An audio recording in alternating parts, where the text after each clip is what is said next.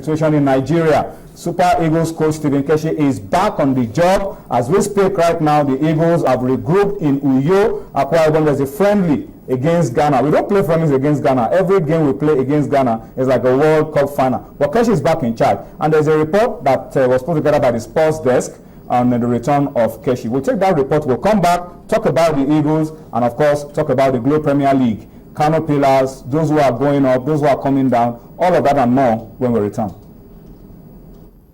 Keshi is a hero, so he should be celebrated, not people booing him in the course of the game, not people invading the pitch, chasing after him. I think for now, he has reached a level whereby he needs that break. We need that break for us to move on. In the early hours of October the 16th, Nigerians woke up to the news that the Nigeria Football Federation would no longer be needing the services of coach Stephen Keshi.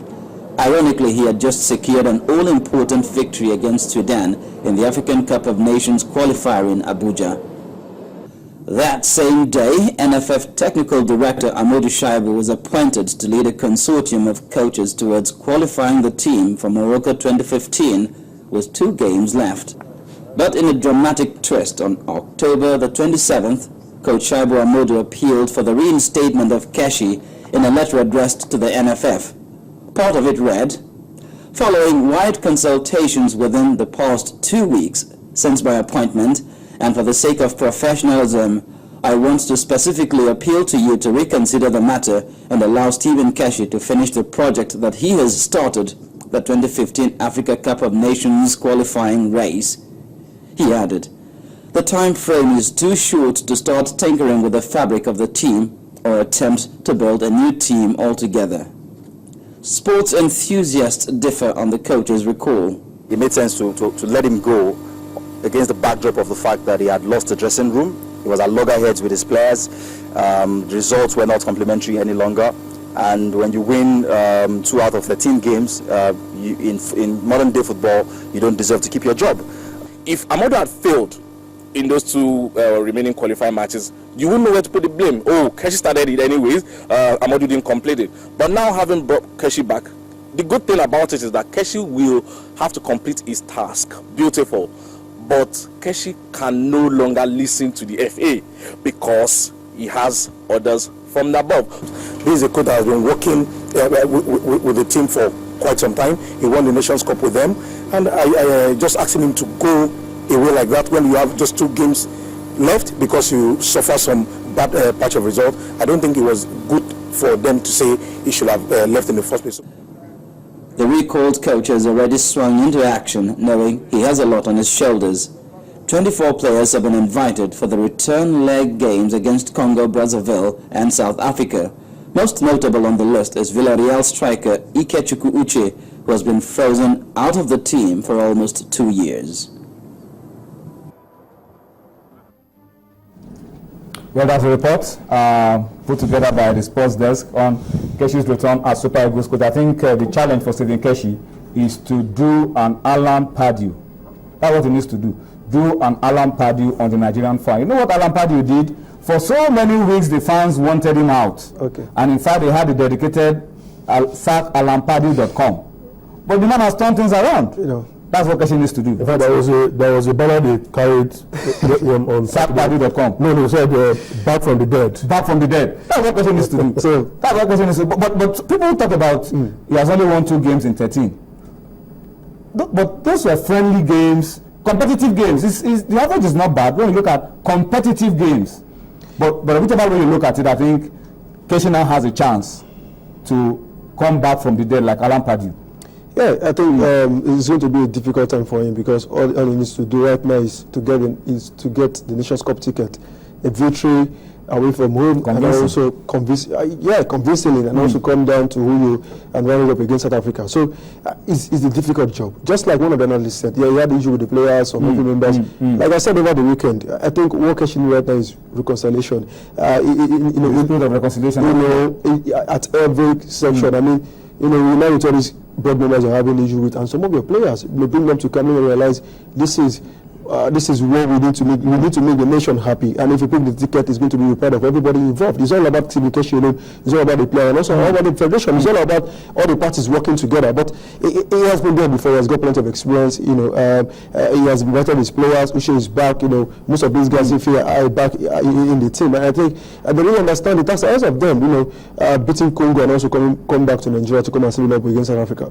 All right, Alex Giovanni says, what are the chances of Super Eagles qualifying for the Nations Cup? The chances are beat Congo, 2-goal margin, beat South Africa. Maximum 6 points. Maximum 6 points. You are true. That's how it is. It looks as simple as that, but it's a lot more difficult. And Onobele Kenneth says CAF should use all diplomatic means to convince Morocco to host the AFCON because the Nations Cup in Africa is Africa's pride. Stephen Christmas says we should not even think of hosting if Morocco refuses because we don't have a single team. Well, that's what it says. And Ike Chikabibia says, let pillars do well on the continent this time. If they don't, let us not allow them represent us again. That's an interesting one. But let's go back to our issues now. The Eagles have regrouped in Uyo, and for me, that jumpstarts preparations for the game against Congo and South Africa. Keshi usually likes home-based players to come to camp, and then the foreign-based players will come. Now there's a friendly against Ghana this Friday that has given them an opportunity to see Sagona, to see Ufon Mudo, MM Edward, these home-based players, before the foreign-based players come next week. Like you said, that has been his style. And you also recall that since after the CHAN tournament in South Africa, these home-based players have not been together. So I think it's another opportunity for Keshi to see some of them, assess them. And the Ghanaians are using their under-23 team, the Black Meteors. And they're going to be playing in this brand new Akwa Ibom Stadium. And the Black Meteors, for me, are very formidable. They have been in camp too. Just like you said, anytime the two countries are playing, there's no friendliness in the game because the Ghanaians and they're going to be playing on this brand new pitch. Only that adds something new to it. Ghana must not come and have the first victory. You are aware of what happened in Brazil. That is Brazil. That is Brazil. Brazil of Africa. But we have gone ahead to win games there after that period. But this is a fantastic edifice. World-class edifice. Great facility. And I think most of these guys will be happy to play on this pitch. I think they'll be excited to be the very set of players to play the first official game on this pitch. And just like we said, the camp has opened. The momentum is on right now. I think the camp will be a bit on. The foreign players coming on this pitch. I can play. But you have to get an insurance policy. So I think for the home base, they will be happy, they'll be excited to play on this pitch, and I think it's also a good chance for Stephen Keshi to look into most of these players. He has invited the likes of Udo, Edward. Yes, Edward has been around. Udo was also invited during the CHAN tournament, during the preparation. So most of these new guys. To cover up for the main team, we need to look at the position where we need depth. You can see most of these guys, create hunger. And I think that when the foreign players come, you see the hunger in the face of these home-based players. You really want to work hard. All right, so let's keep our fingers crossed and see how it goes. And the build up to the friendly game against Ghana on Friday. We wish Keshi and the boys the best of luck, and hope that those boys, the home-based players, will really show to Keshi the reason why he has believed in them all this while. They won't let him down. And that we'll have a team good enough to go to Congo and do the business for us. But then Egyptian referees only have been named for that game, and that's one referee that Nigerians will not forget in a hurry. You're going to be seeing some pictures on your screen any moment from now. That man was at the center when Nigeria played against Zambia at the 2013 Africa Cup of Nations in South Africa.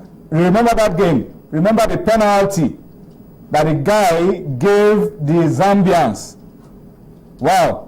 He shouldn't do that against Congo. I mean, he cannot afford to do that against Congo because that's what Nigerians are remembering about Mohamed Gresha, the Egyptian referee. No, you know how they play. They almost like they play their football like the Europeans. Any small contact, they blow the whistle. But here in West Africa, there is robust style of football. We are physical, so perhaps their experiences in their home country will affect how they officiate. But the most important thing is that our team should be prepared, for any eventuality. When you are going for an away game in Africa, you must prepare for the home crowd, for the referee, and everything that could come on your way in that game. All right. where whichever referee comes to handle the game, Egyptian referee, Algerian referee, Cameroonian referee, it doesn't really matter. Our boys should show hunger on that pitch on match day and avoid, don't play, just play your game and play against the crowd, play against the referee, give 110%, and I'm sure that we will get the result that we need to move on to the next stage of the Africa Cup of Nations. But we really must remember what that referee did and put him on the spotlight so that doesn't rise head again on the 15th of November when we play Congo in Point Noir. Gentlemen, let's come quickly now and rush through what we have on the domestic scene. Now, we've talked about it extensively, but it is the story of the pillars from Kano. Same as that's what they call them. What does it really mean again?